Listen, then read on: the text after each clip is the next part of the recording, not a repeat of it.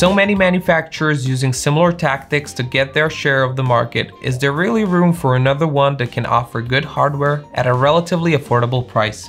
The answer to that question is obviously yes. You can never have too many challengers, and we were able to get our hands on the phone from Realme, which has been doing really great on the global market. What exactly is Realme? For many people, it is probably enough to say that it's an Oppo secondary brand. Yes, we know that some of you are already turning their heads and thinking that this is another generic Chinese phone. However, this brand has attracted a lot of success and attention recently. The concept is pretty simple. Offer users a phone with the best hardware available for as little money as possible. Although this seemingly Xiaomi's territory, at least when it comes to European market, things are a little more complicated globally. At the moment, the top 5 manufacturers in the world are Samsung, Apple, Huawei, Oppo, Vivo, and Xiaomi, who is currently in the 6th spot. While some of these manufacturers were quick to shift their focus to foreign markets, others were a bit slow. Oppo was among the latter alongside its Realme brand, which was originally created as Oppo Real, only to become a separate manufacturer, something kind of like what we saw with Honor and Huawei. The starting price of this phone in China is $240, which does sound unreal, but we all know that these prices don't quite translate to markets outside of China, including the European one. The Realme X2 for our test came in a large package. The package is quite stylish and very nicely highlights the phone in pearl black color, while the model we got came in pearl white. The package includes a silicone case for the phone, which is quite rigid and its edges fit slightly above the screen level, so the phone will practically sink into it. This may be even more effective method of protection, especially if you put something down on the screen, but it's also clear that it makes the phone less comfortable to wear and use, especially because of its slight rigid edges. The phone design has both pros and cons. First, we have to say the phone is visually beautiful, especially when you look at it directly from behind. However, when you take a closer look at the edges, you will notice something that may have been standard a year or two ago, and that is a very pronounced layered build, where one can clearly see where the front of the phone ends and the metal frame begins, or where the metal frame ends and the back of the phone starts, with the frame being slightly larger than the front. Again, this may be manufacturer's design choice, and probably many users won't be bothered by this, especially if they're carrying the phone in a case it comes with. The phone itself looks very nice and appealing, and we immediately notice its good craftsmanship.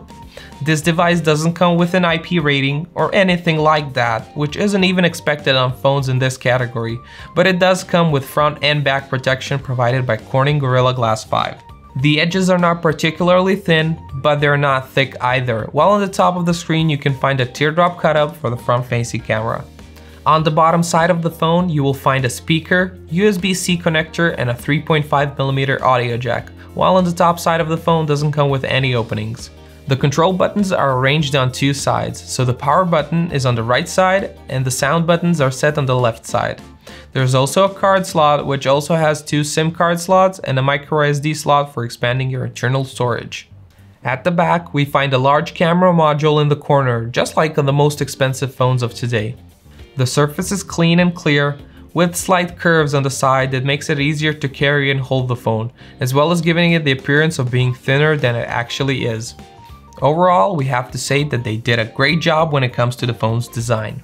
Now, we have already mentioned that Realme focus is to offer very powerful hardware at an affordable price. The device is based on the Snapdragon 730 chipset, which is usually found at the top of the middle class. The octa-core chipset has 2 Cryo 470 gold cores clocked at 2.2 GHz and 6 Cryo 470 silver cores clocked at 1.8 GHz. There's also Adreno 618 graphics, 8GB of RAM, and 128GB of storage, just like the Samsung Galaxy A80, which is much more expensive. As we already mentioned, there's even a microSD extension available in every variant because the dual SIM is not a hybrid one, so that means there is room for all of the cards. So the phone relies on a new 8nm chipset, and its performance is at the very top of the mid-range category, though it is already debatable whether it can be called mid-range, as the results were quite outstanding. As a comparison, the Snapdragon 730 is slightly faster than the Kirin 970 and slightly slower than the Snapdragon 845, but overall we have to say that it showed some great performance. We have to say that use of such chipsets and hardware on such a fairly affordable phone is rather impressive. The Realme X2 is running Android 9 Pie operating system with manufacturer's promises of Android 10 in the future. Realme uses Color OS interface on top of the Android system, and we have noticed few conceptual differences from the standard Android experience. First of all, the system really looks like someone designed it from the scratch. The icons and menus are different, though they're not that different in a sense that will be unusual for most of the users who are used to Android stock. Still, the impression remains that the colors are quite vibrant, but also appear to come from different palettes. Some menus have very bright colors, while some look like they use a pastel color. The functionality itself has been slightly modified, as certain options have been repositioned from the standard Android layout. Interestingly, Realme uses the power button to call the Google Assistant, which is the first time we've seen this feature on a phone. Basically, a short press will turn off the screen, slightly longer press would call the Google Assistant, and a very long one activates the option for shutting down and resetting the phone. The leftmost screen is Smart Assistant with some very interesting options and features that you can customize yourself. It also comes with an app drawer, but also some of the features we're used to seeing only from bigger brands, like special section for sensitive files, a gaming mode activation, and so on. Realme X2 uses facial recognition system and the optical fingerprint scanner below the screen for its security system, and we have to say that we were particularly impressed with this kind of protection. For a phone in this price range, it is incredible seeing that it comes with a Super AMOLED display, and yet it remains a mystery how Realme managed to pack these specs into their phone. The resolution is the standard 2340 x 1080 pixels, which means this is a 19.5 to 9 screen, while the screen size is 6.4 inches. The screen to body ratio is 84.3% and the screen is protected by Corning Gorilla Glass. While there are options that allow for screen customization, our impression was that by default it displays slightly warmer colors. The display details are also quite good, with pixel density at around 403 pixels per inch, which is quite acceptable. Sound is yet another important feature, and we can say that this phone did not fail in this department either. Although the recording could be slightly better, we can say that the speaker is quite decent. But due to only having one speaker, there is no stereo sound.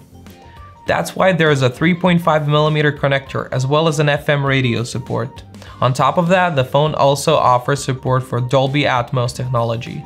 The battery comes with a capacity of 4000 mAh. Right from the start, we noticed that the charger is fairly large in size.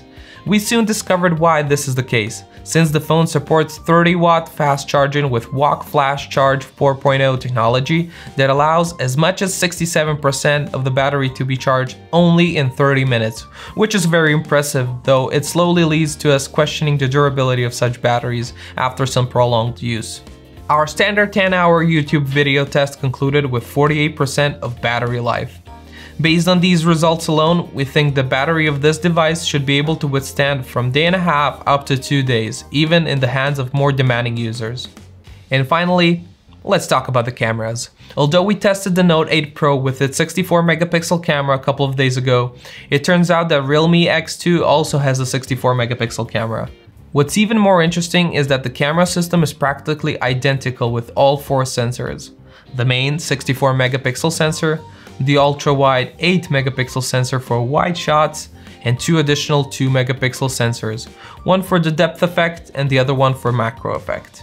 Realme definitely follows innovation and offers almost unreal specs, at least on the paper. The camera software is, well, we would say so-so. Some things have surprised us, such as the ultra-wide mode that has its own special button separate from those at which zoom level is set. Here you can select 1x, 2x, and 5x zoom, and due to the absence of the telephoto sensors, you shouldn't expect some great quality. Shooting modes are selected from the menu, which you can access by pressing the 3 dashes on the left side, which include the ability to shoot the full resolution of 64 megapixels instead of the quad bio resolution, but also offers other features such as night mode and so on. Another interesting thing is that AI is both activated and deactivated from the main settings instead of directly from the main camera's interface, which is another less than ideal solution, which can affect real shooting, especially since this camera is somewhat still sensitive on whether it's recorded with or without the AI. We have to say that we expected better results from the camera sensor, since the Xiaomi Redmi Note 8 Pro also has the same sensor, the same camera system to be precise, and in practice delivers better results, at least from our experience with these two specific devices. We get the impression that the camera on the Realme X2 tends to soften the photo slightly, and while the colors are faithful and good, it is very easily possible that these are the same software glitches that we often see made by the manufacturers who objectively lack adequate resources. When it comes to night photography, we have to say that the results were rather bad, and that there is some room for improvement there. Photos are overexposed, but the necessary level of detail is neither recorded nor retained. The selfies are rather decent when there is enough daylight present. The 32 megapixel camera proved to be quite a good choice, and it doesn't make any mistakes when shooting portraits with blurred backgrounds. The video mode is slightly weaker though. Although 4K recording is supported, we would not recommend it in daily use. You should stick to the 1080p 30 FPS mode where all the help and assistance is active, since shooting in 4K without any stabilization proved to be not so good in practice. However, given the supposed price category of the phone, it is not easy to deliver a phone with so many impressive features whatsoever, and it will be simply unrealistic to even expect stabilized 4K recording. It will be too much to ask for anything else from this phone.